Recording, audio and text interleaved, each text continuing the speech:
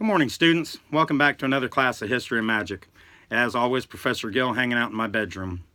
The theme of the week has been Lord Voldemort, so History and Magic class is going to follow the same theme, and we're going to discuss a little bit of background history on Lord Voldemort himself, the bad guy. Okay? Lord Voldemort, born Tom Marvolo Riddle, was the son of Merope Gaunt, a descendant of Salazar Slytherin, and Tom Riddle, a handsome, wealthy muggle from Little Hangletown, whom Merope ensnared with a love potion. When her husband found out she was a witch, he abandoned her while she was pregnant. Tom's mother died shortly after giving birth to him. On December 31st, living just long enough to name him Tom Riddle, after his father, and Marvolo, after his grandfather.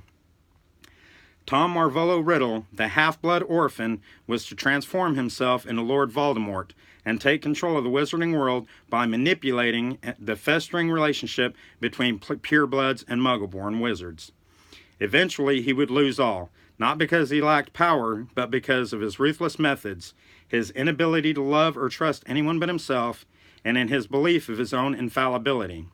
As he told Quirrell, he believed that there is no good in evil, there is only power in those too weak to seek it.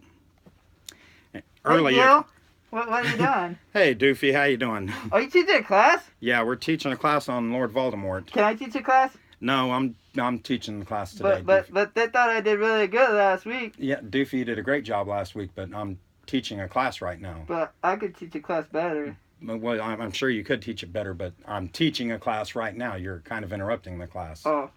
Do you want another bag of candy? Oh, I'd love another bag of candy. Okay. That candy was really good last week. Okay, if you'll just stay right there and let me teach the class, then maybe I'll give you some more candy. Oh, okay. Okay, just stay right there.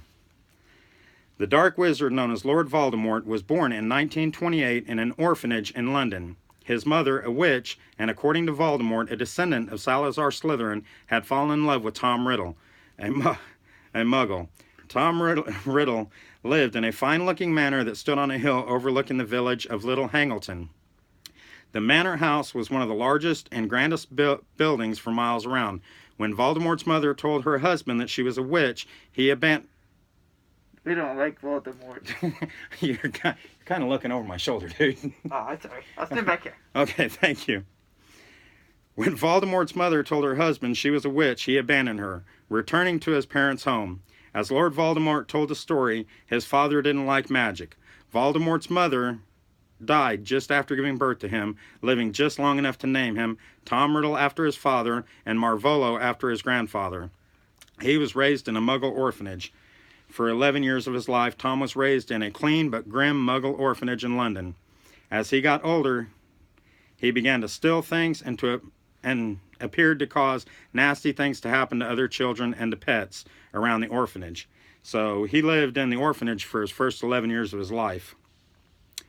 At Hogwarts, once at Hogwarts, Tom was sorted into Slytherin House and swiftly became known as the unusually brilliant student, a handsome boy.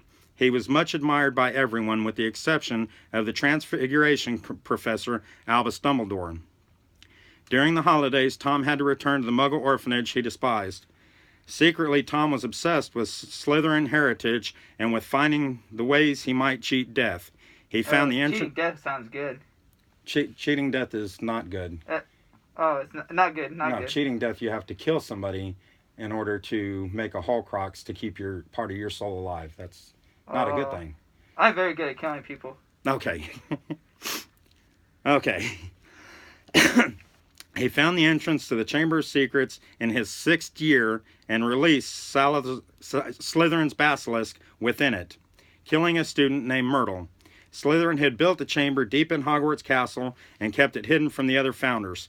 He sealed it so that only his own true heir would be able to unseal the chamber and unleash the horror within to purge the school of all who were unworthy to study magic.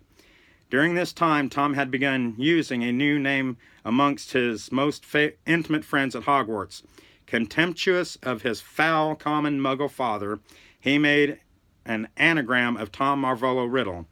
They rearranged the letters and spelled, "I am Lord Voldemort." It was a name he hoped wizards everywhere would one day fear would one day fear to speak when he became the greatest sorcerer in the world. On June 13th, 1943, Tom staged the capture of another student, Rubeus Haggard, and tricked headmaster Armando Dippet into believing Haggard and his giant spider Aragog were responsible for the attacks.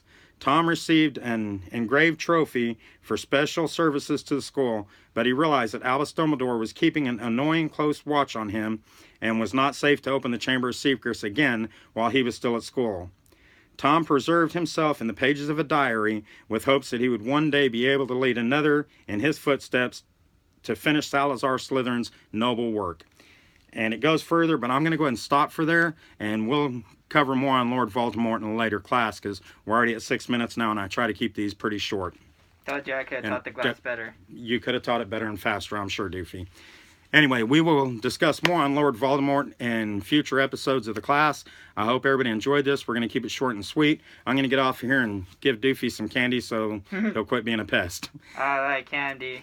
I hope y'all have a great weekend, and we'll see you next class. Bye, guys.